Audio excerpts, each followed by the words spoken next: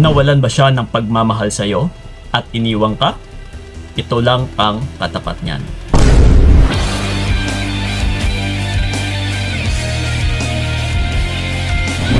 Yes, ito mga utol, no? Actually, nagawa ko na yung video na ito dati pa.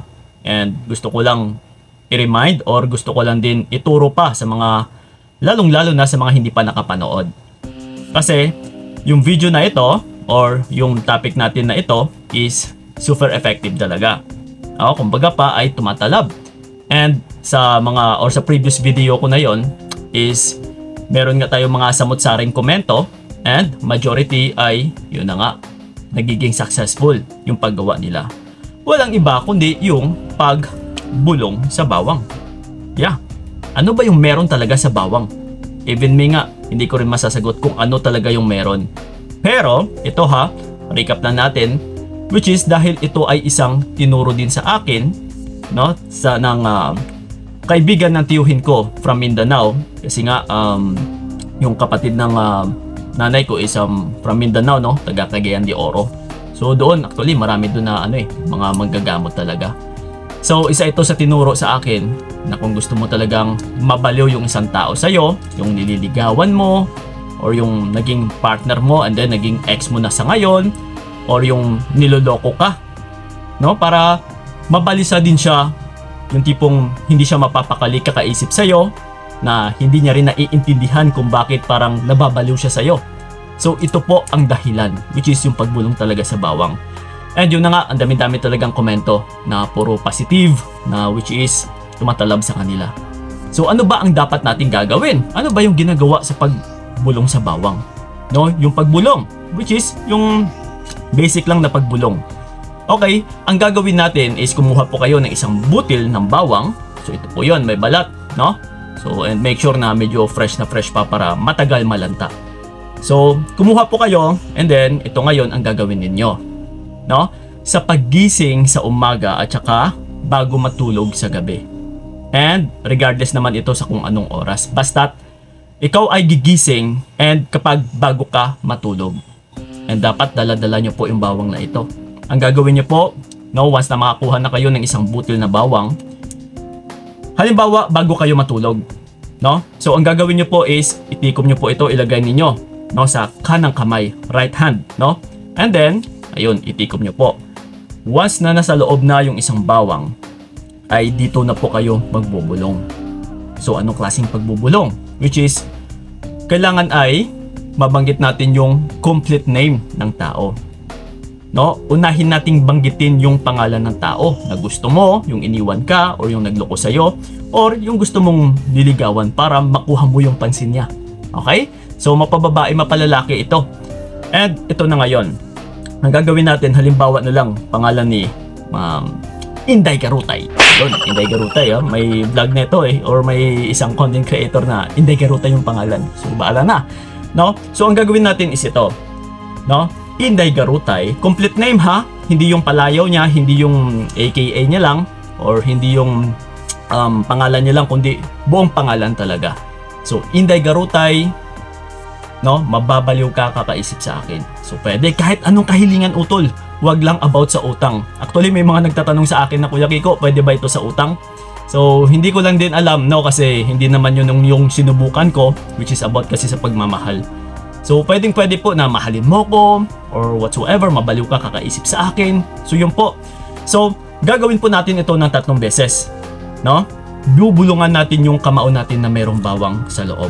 So, ang gagawin natin ito, Inday Garutay, mababaliw ka sa akin. Inday Garutay, mababaliw ka kakaisip sa akin. Ayun, dagdagan natin kasi kulang yung sinabi natin sa una.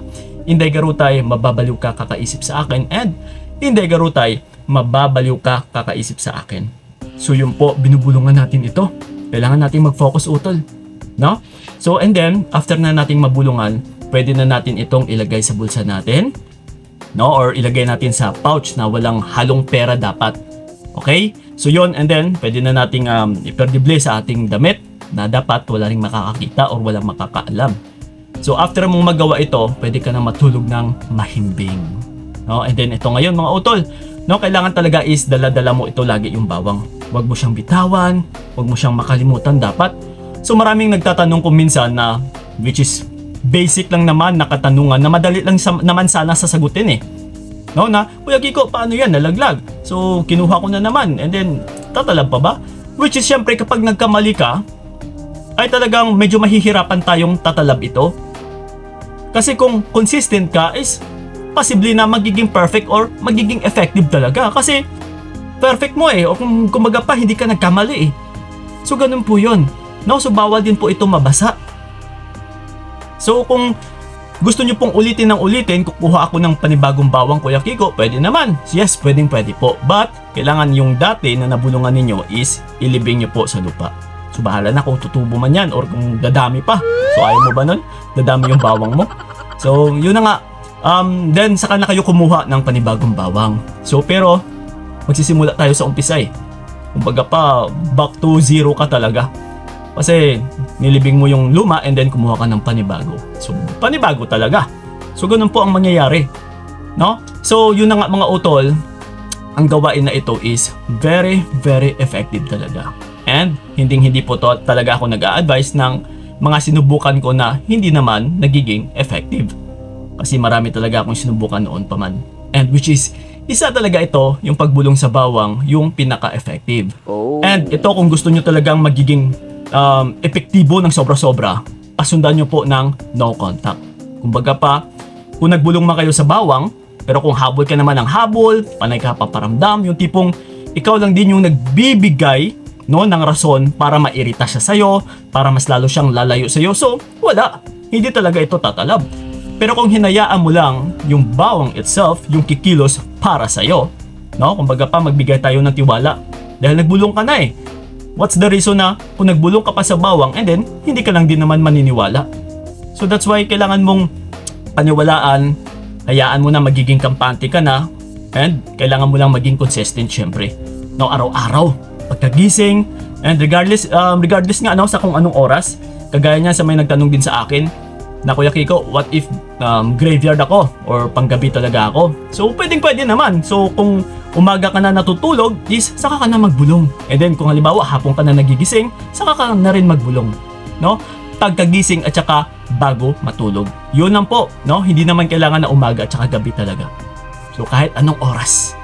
So yun po mga utol, no? Sa mga nakagawa na neto, makikita nyo yung feedback nila dito sa comment section or sa mga previous ko pa na video kasi nagawa ko na rin ito dati. Pero ito nga, sinishare ko pa sa inyo lalong-lalo na sa mga hindi pa nakapanood. So again and again, balikan nyo po ako. Ako po mismo, magagaranti ako sa inyo mga utol na tatalab talaga or mabisa po yung pamamaraan na ito. So gusto ko pong malaman kung ano man yung magiging feedback ninyo. Paki-leave na lang ng comment dyan sa ilalim.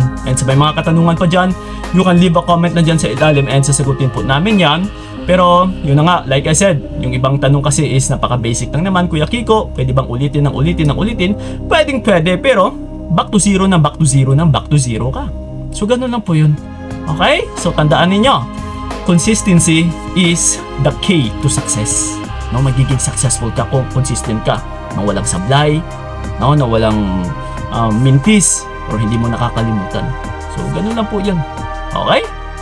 So yun po mga utol, sana yung nakatulong yung video na ito. And then, sa mga nais akong makausap one-on-one, PM nyo po ako sa aking FB page na Payong Kaibigan ni Kiko. Kita-kits or usap-usap tayo doon. Maraming salamat. So ingat kayo. God bless and babu! Sana hindi na lang ikaw ang aking ginusto. Binigay ko lahat